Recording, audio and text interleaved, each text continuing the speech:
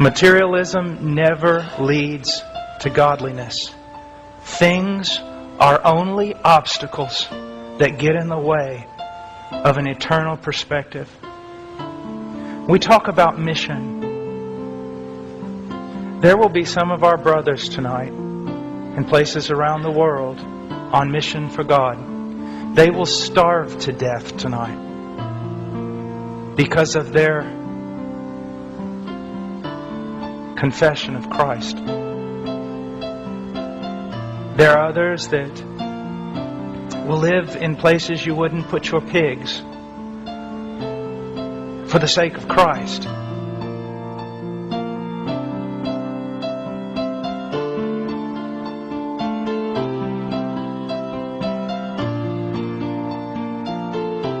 Let me ask you something. How much has Christianity cost you? How much has it really cost you? How much have you had to suffer for the sake of Christ? How much have you lost for Him?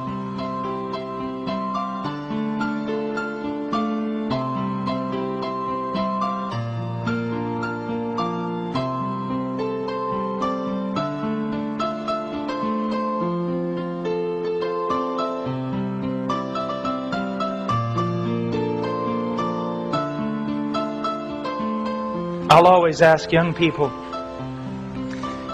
what do you talk about most? There's your God. What do you think about most? There is your God. What do you have your eye set upon? There is your mission, and your God, and your heart, and your treasure.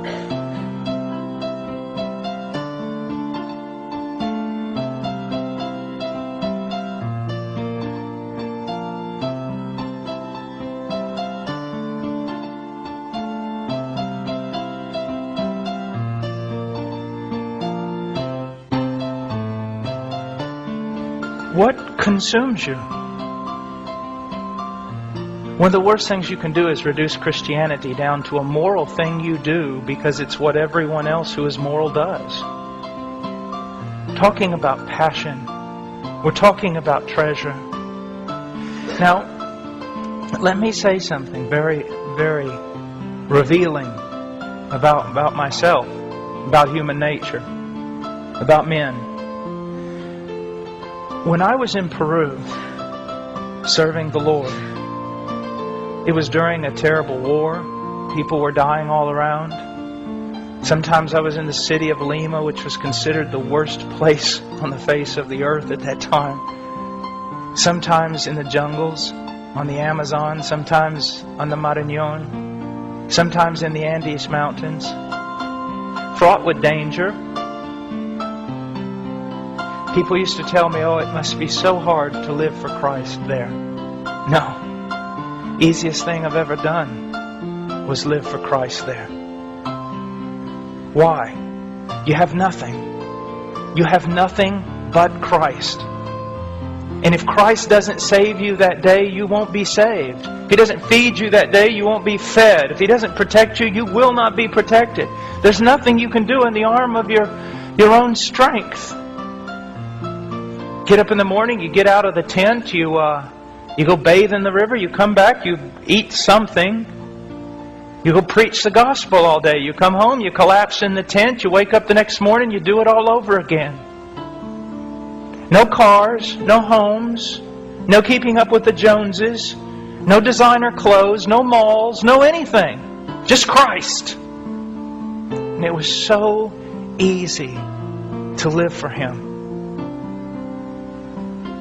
It was so easy. It took almost no effort. Because there was nothing competing with Him.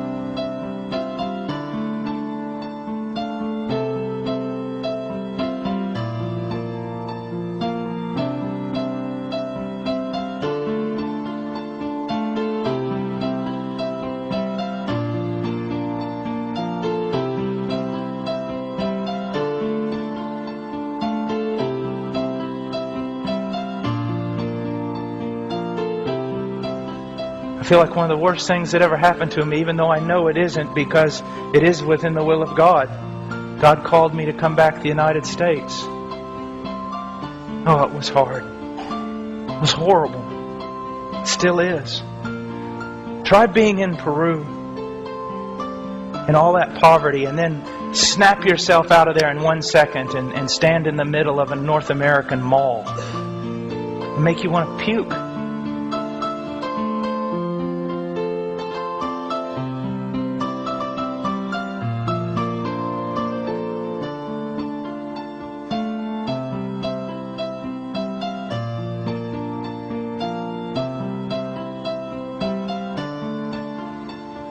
Look around at everything that glitters and shines. Just make you nauseous. It is not hard to live for Christ in Peru. It's hard to live for Christ in the United States of America. Such a battle. And to be honest with you folks, we're losing it. We're losing it.